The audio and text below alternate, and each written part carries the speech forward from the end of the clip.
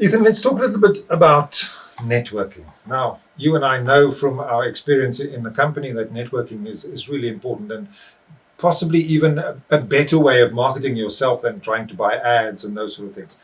Does podcasting have the ability to network?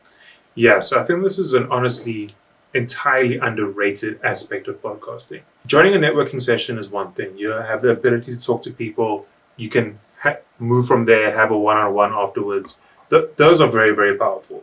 It's really hard to replicate that outside of a networking session, because when you're trying to just approach somebody who you want to talk to, especially if you're not really good at talking to people or enjoy putting yourself out there in that way, it's really hard without coming across as spammy, without just annoying them.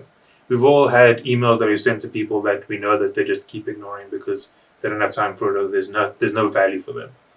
A podcast is a way that you can generate value for yourself and for the person you're speaking to, and get them into an hour-long conversation. So what you do is you start a podcast targeting the niche that you are trying to speak to. Say, for example, you're an accountant and you want to work with business owners in the IT industry of a certain income. Mm-hmm. That's your target market. You want to get all those IT guys. You want to do your services for them.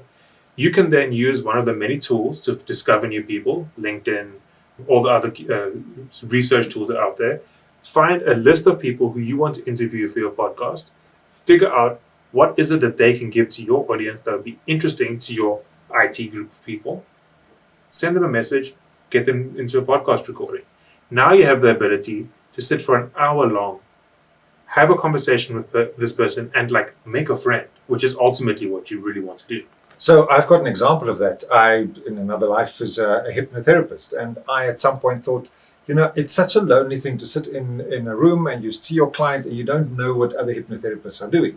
So what I did is I contacted hypnotherapists from around the world, and I started chatting to them and for myself to learn, how do they market, how do they network, how do they work with their clients, what do they see most regularly. So it was educational for me, but in the process, targeting that podcast series to other hypnotherapists, it opened up such a big discussion around what we do and what we can learn from each other. So yeah, I agree with you. It's a really great networking tool, and I'm still going to write a book based on that series.